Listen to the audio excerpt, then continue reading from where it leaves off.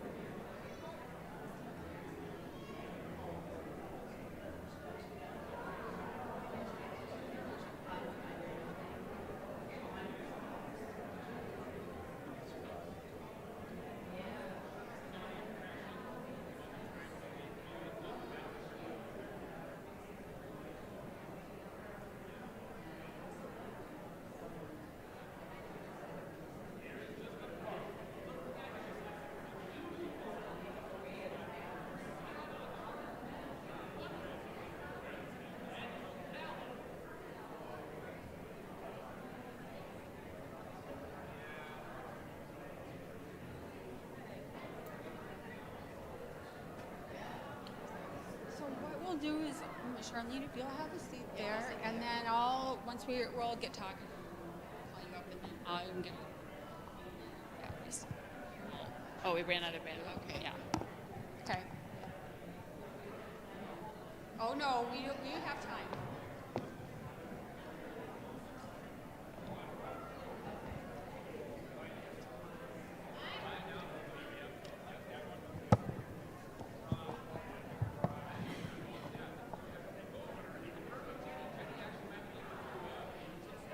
Hi.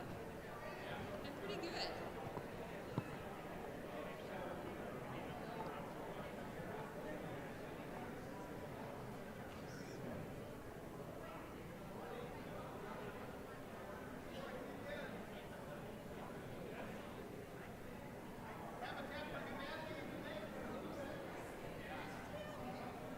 We did.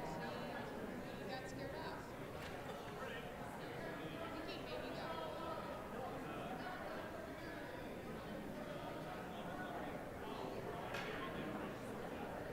That's Brian talking like the.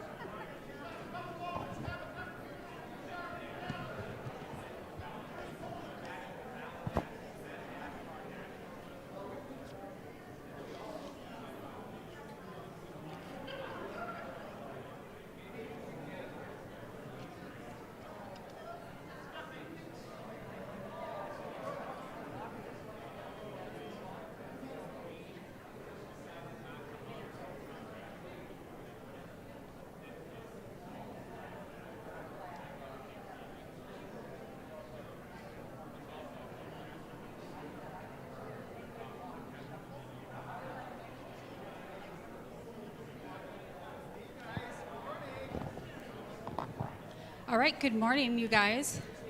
Thanks for coming on this very cold day. We are pleased to have Chris Coleman. Can you hear me now? Hi. Hi, good morning. Thank you for coming today. We are excited to have Chris Coleman, who is the president and the chief executive officer of Twin Cities Habitat for Humanity. And what we're going to do today is we're going to talk with Chris a while, learn about him, learn about what Twin Cities Habitat is doing, and then we're going to bring in our own Charlene Baller, who happens to have a passion for Habitat, as I know others of you do. And we're going to hear from her, and she'll share about her volunteering. So welcome, Chris. Well, thank you so much.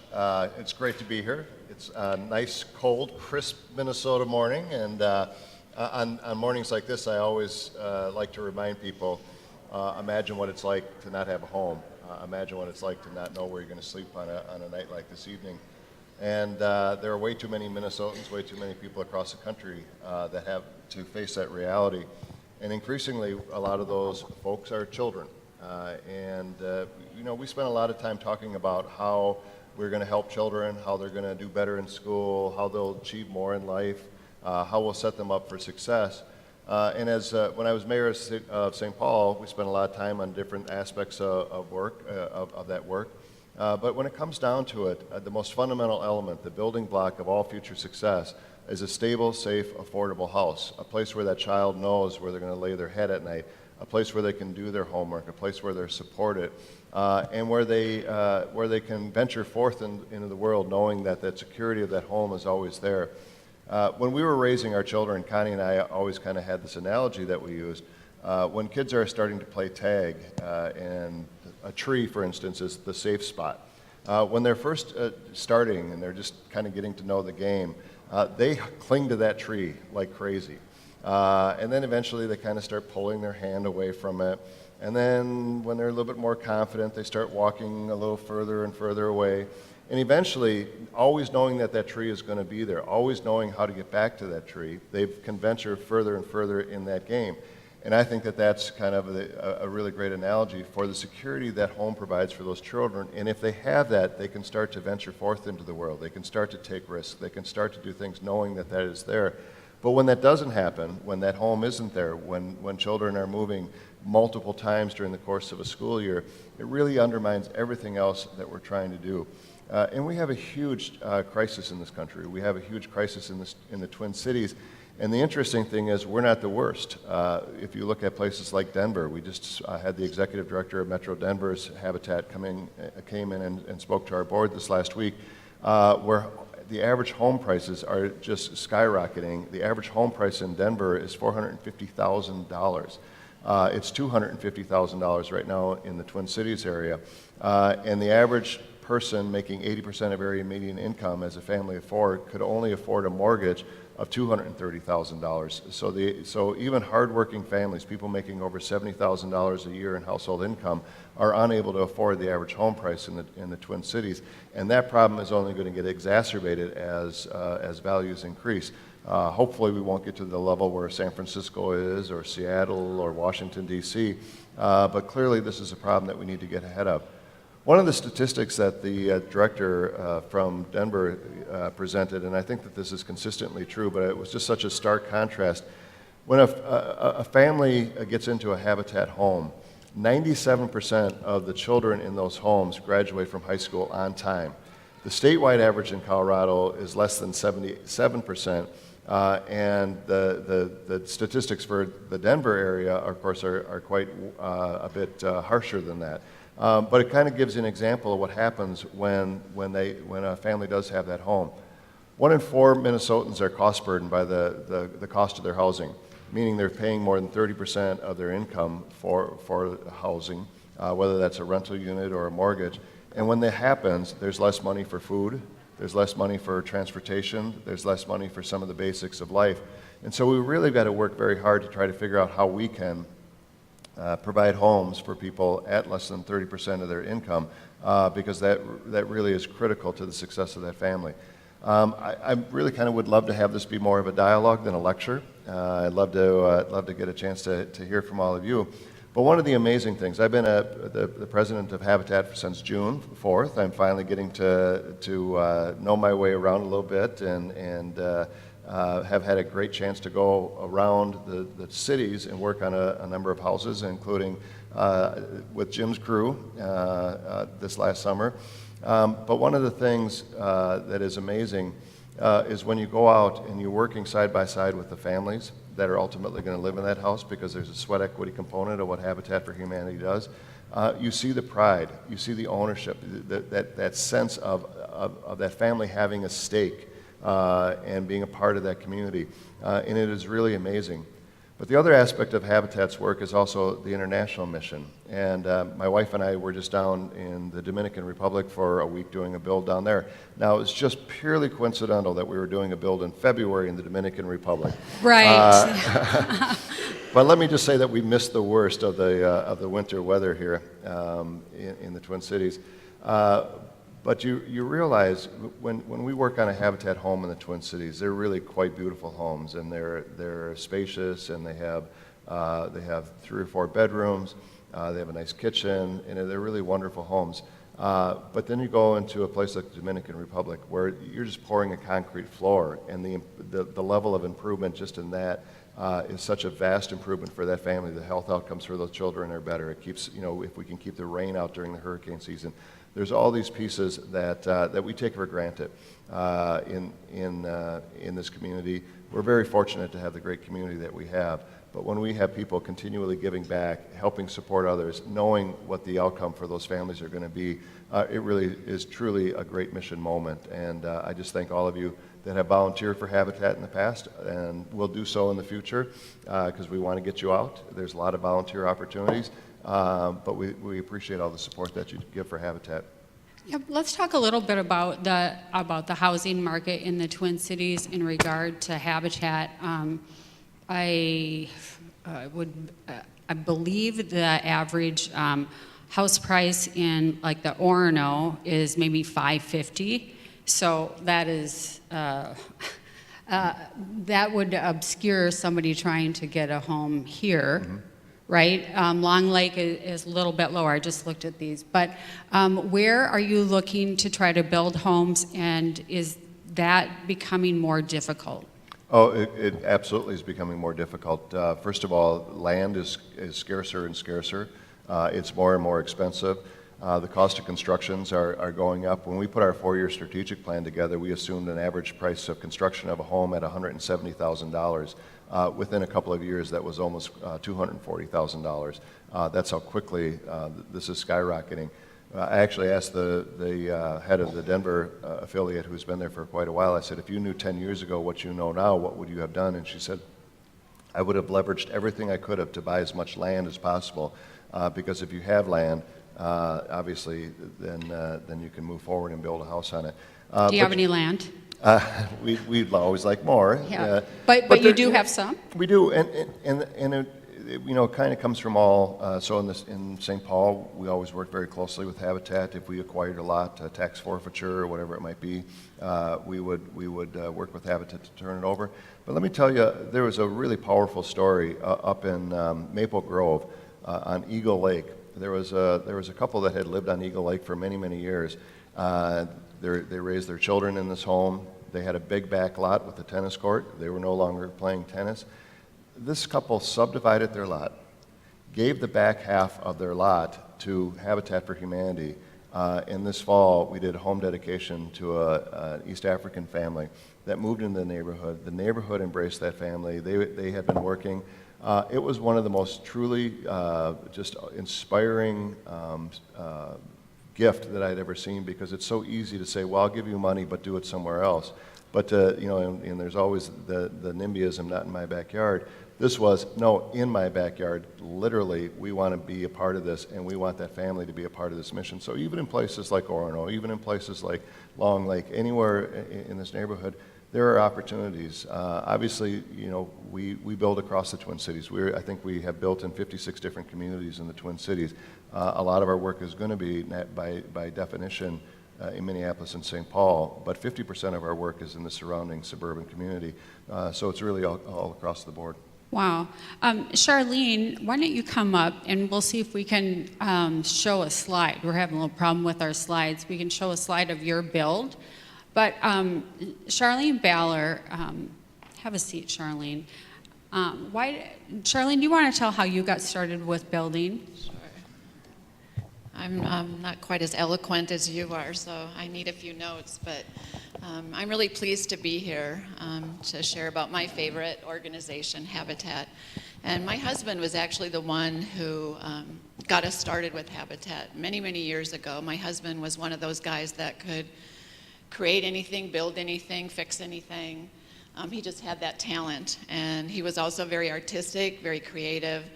So he was the one who started with Habitat, volunteering on his own, and then before very long, he got our family involved. And I'm not talented like that at all, but he got me out there, and I was learning skills. I learned how to use a handsaw and the nail gun. I didn't hurt anybody. I didn't hurt myself. And I found that I was really enjoying it and learning some great skills, but also important to me, I was working alongside my husband, which was really fun. And then we got our office involved. I have a small company, and it became one of our charitable functions that we did, and we did it a couple times a year, and the office just started inviting family and friends, and it just grew. It was really wonderful.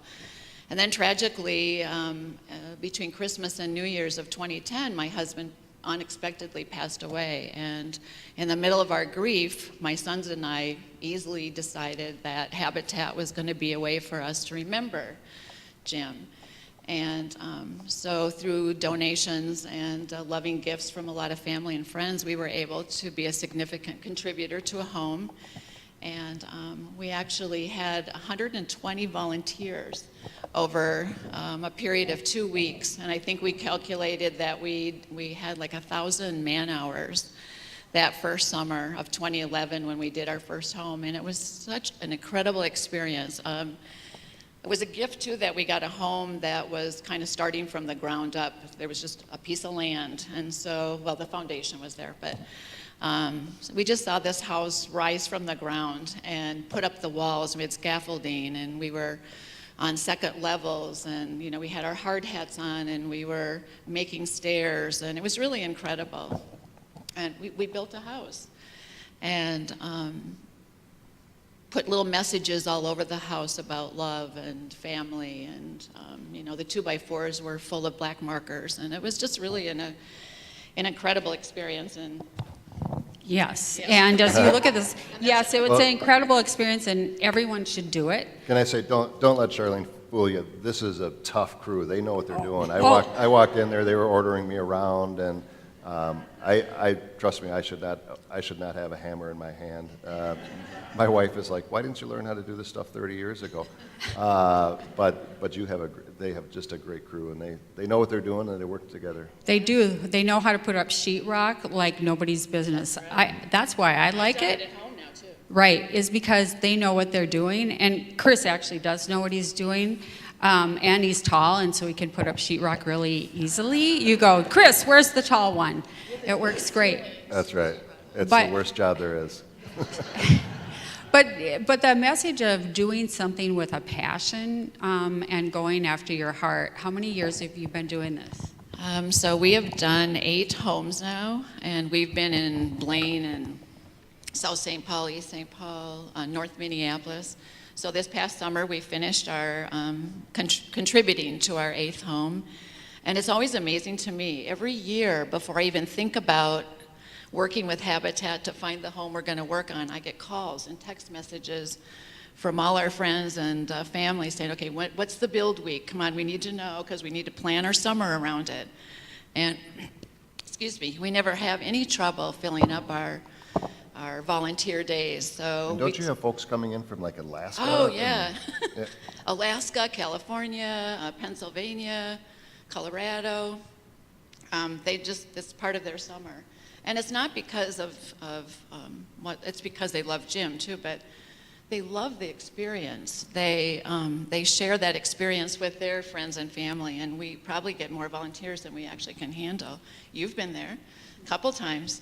And they just get so much out of it, and it's a lot of times you hear this a lot when people volunteer that they want to do something good. And really, it's amazing. All these people say how much, what they get out of it. And the work that Habitat does is so unique because they involve the families who are receiving this home, so they have to put sweat equity in. And so it's not a freebie.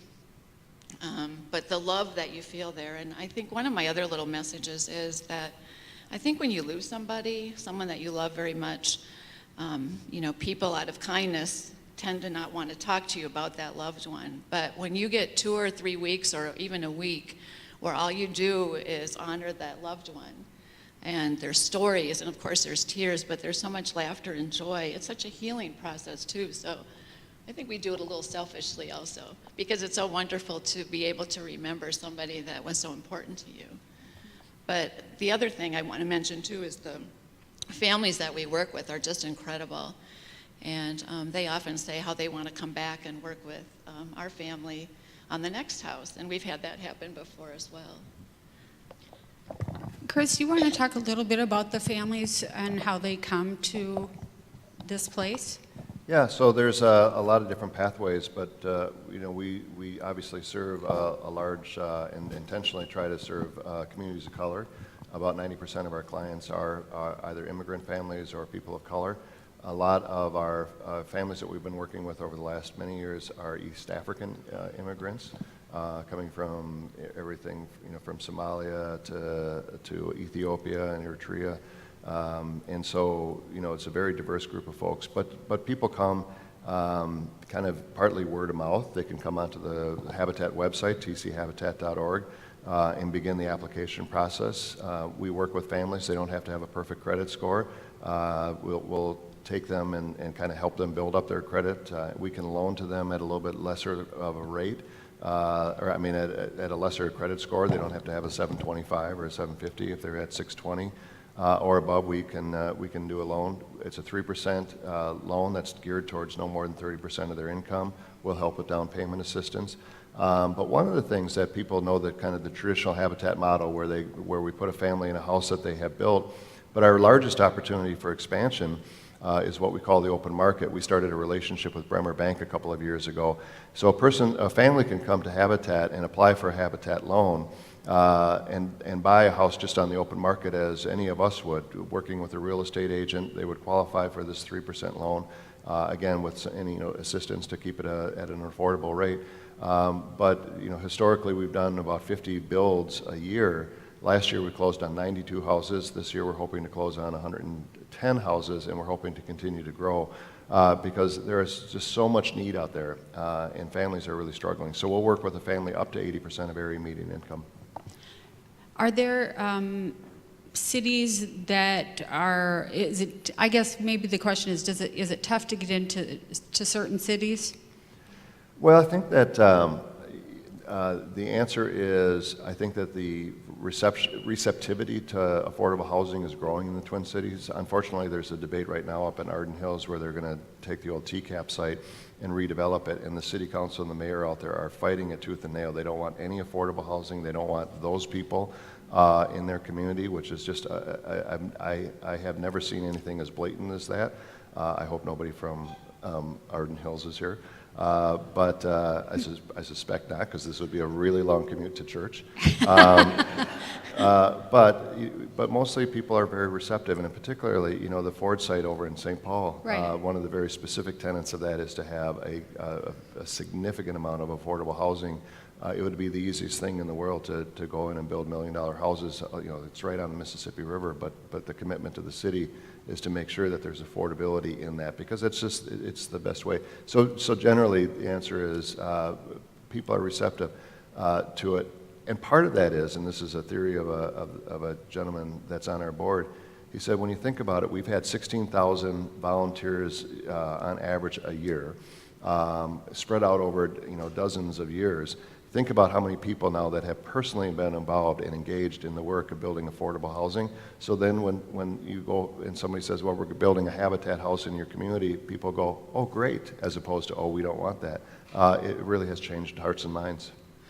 One of the organizations that does a lot of those bills is Thrivent. And I know a couple people in the congregation have been on those builds. Do you want to talk about that at all? Surprise! About some of the builds you've been on? Sure. I'm Kirk Nelson, for those of you who don't know, and I do work for Thrivent. I've been on 17 international builds, leaving for my 18th. My wife Judy and I are leaving in about 3 weeks, going to Chile. I think the thing that keeps me going with these is just going on a build like this, we actually get more than what we can give. Through the love of the family, seeing the families be very happy. I remember a dedication in Kenya of a home, and the mother, through the translation, said, if a doctor were to cut me open right now, all he would find is happiness. And that's why I keep doing it. It's for the families, especially for the children. So.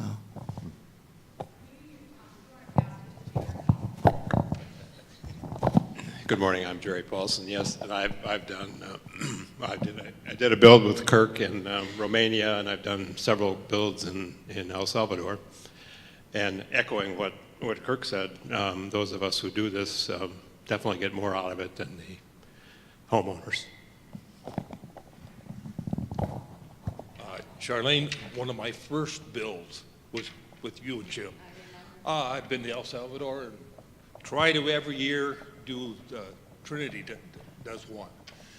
I wouldn't mind, I'm looking around, how many people have been on a build? Because I look around here, Chris, you're looking at some of those people that say the nice things, because it really is a great experience. Thank you. Isn't that fun to hear from them? It's wonderful, and it's Thriven, of course, is just such a huge partner for Habitat, both locally and internationally. We're blessed to have that company in our community, but it's that personal experience. When we were down in the Dominican, I was wondering, because we were building such primitive, simple homes, and I was questioning. I said, are we really making a difference here? And we had spent the day pouring a concrete pad for a home to be built, and the woman and her family that lived in this just ramshackle place right next door brought us in, and she was showing the place, and she was describing through an interpreter, what happened when it rained, and what that, and how there would just be, the house would be covered with water, and just what this would mean to have a house just that didn't leak, that had a concrete floor. And she started to cry, and I'm Irish, so I'm bawling, and you realized you are making a huge difference for that family, and then multiply that impact. One of the pieces of Habitat, particularly locally, is we're also trying to help families build equity. For many people, the only wealth that they have is the equity that they have in their home, and so if they're denied that opportunity, if they're paying $1,500 a month in rent, and getting nothing built up versus paying that or even less more often for home ownership, then that becomes generational, and so that family has some resources in the future. And too many of our families don't have that opportunity. So there's that component as well. But it really is. It's so powerful and so moving. What is your, you have your new sort of regime at Twin Cities Habitat. You started in June. What is your hope? What's your plan? Well, when you think about those traditional 50 Habitat homes that we build in the Twin Cities, and that's one of the largest. I'm not sure people understand. There are 28 Habitat affiliates just in the state of Minnesota. There are 1,300 across the country. Partly because of the organic nature by which Habitat started. It was literally, if there were two people in a church basement that wanted to start an affiliate, they could do that. We were blessed in the Twin Cities to have a unified affiliate, so we're one of the top 5 in the country. But even building 50 homes, as powerful as that is for those 50 families, it's a drop in the bucket compared to the need. That's why we started this open market product with Bremer. I want to see that continue to grow. I would love to get to a point in the not too distant future where we're issuing 1,000 mortgages a year and getting people into home ownership, because then you can start to erase some of the inequities and inequalities that we have in this community. 74% of white households in the state of Minnesota own their home. 24% of households of color or African American households own their own home.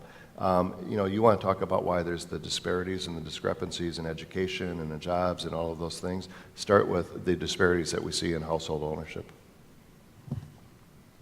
You have amassed, I call it amassed, quite a board. I looked at that and I went, wow.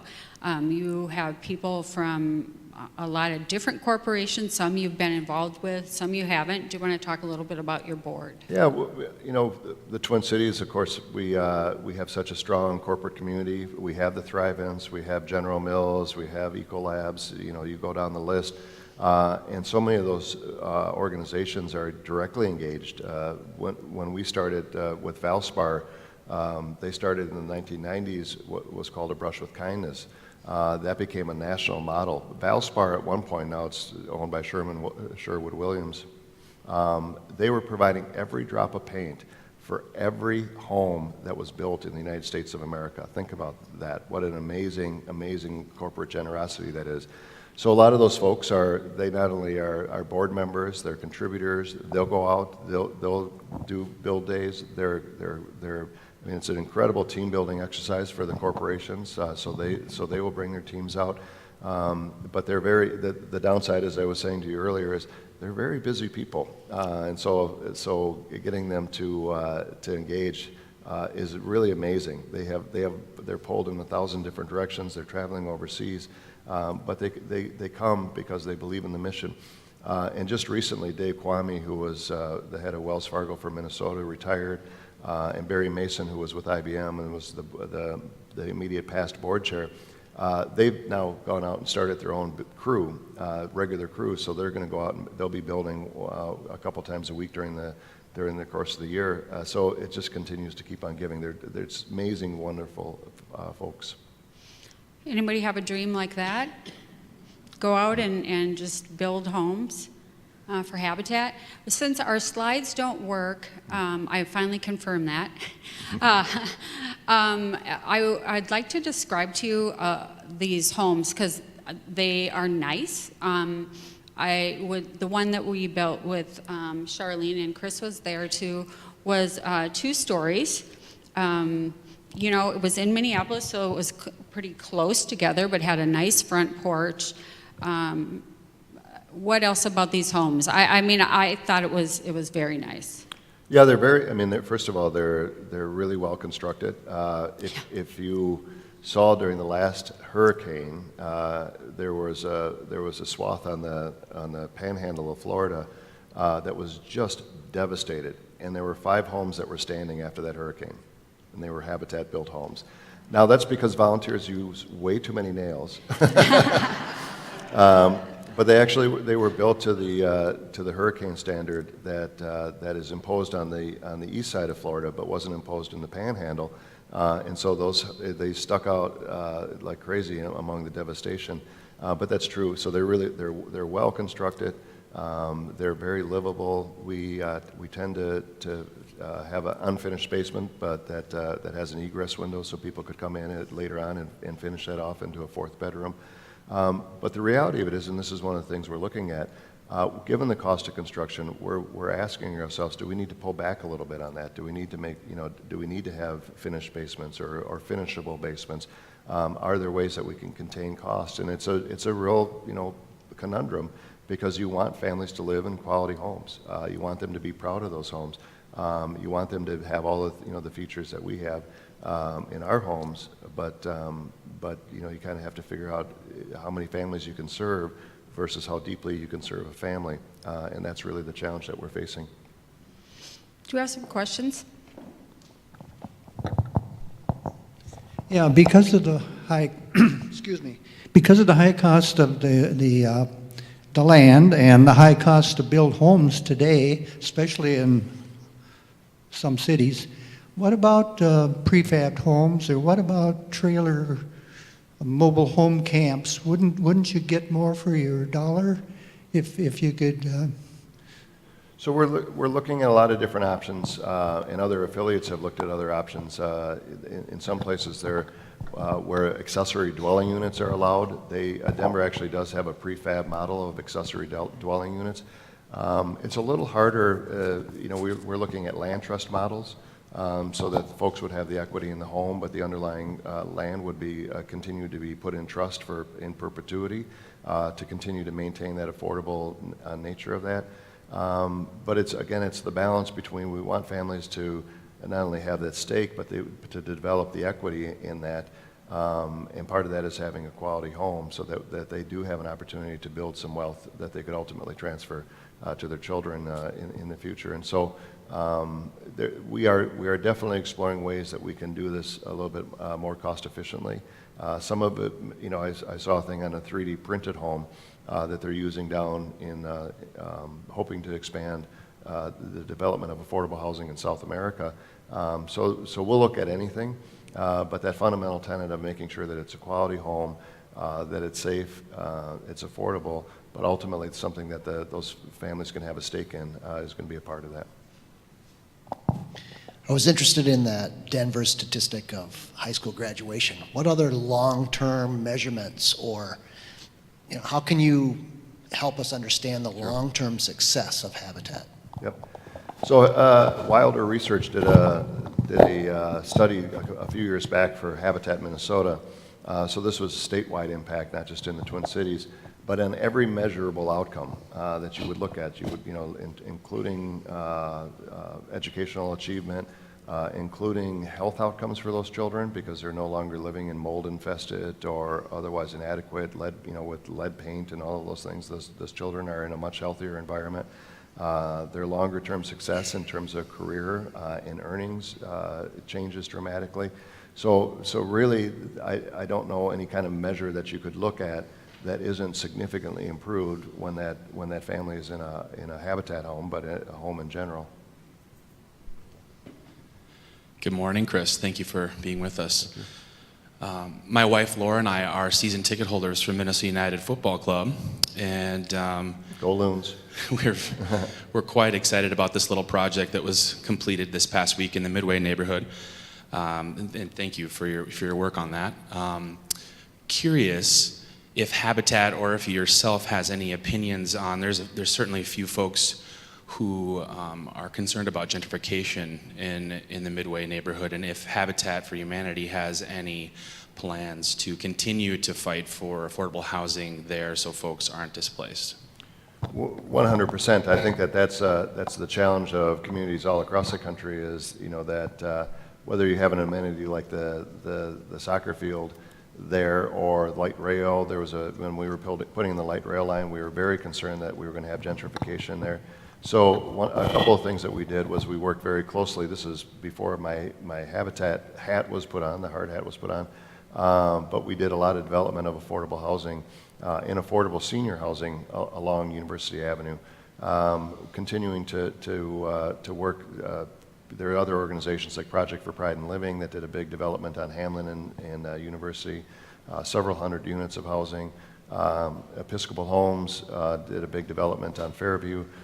So we're continuing to figure out ways to do that. In a healthy community, you want that mix. So you do want, the good and the bad is you want home values to go up. You don't want them to go up so much and so quickly that people can't afford to live there.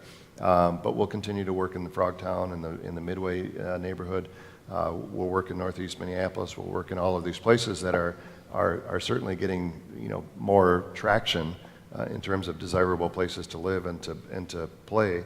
But you've got to have that mix of affordability because you go out to San Francisco, and part of the problem there was they didn't allow any construction of new buildings, and they didn't want any more housing. And so what do they have? They have their average teachers or firefighters or police officers living 2 hours away from the city. You have one of the deepest and darkest and saddest homeless situations in America. And so we need to continue to build, and we need to continue to build them in all communities. That's why I love the plan for the Ford site, was because it was very specific that we were going to have not only high-end, million-dollar homes, but we would also have affordable homes as well. Good morning, I'm Scott Tober. Appreciate all that you do.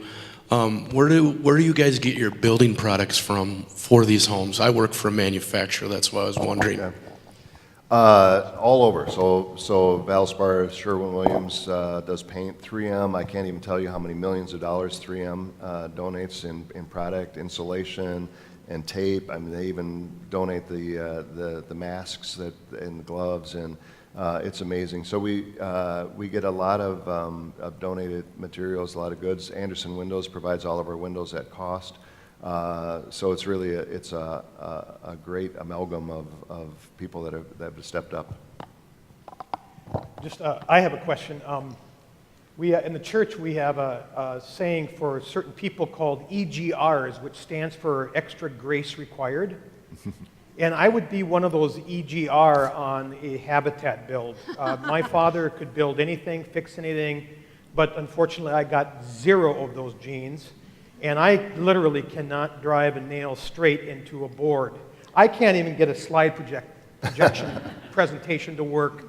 So, you know, I've always been a little nervous being a part of a habitat group because of my inadequacies, and I know that there's a senior pastor build every year, and I've always wanted to be a part of that, but I thought, I don't know, I could give back rubs, I suppose, for people.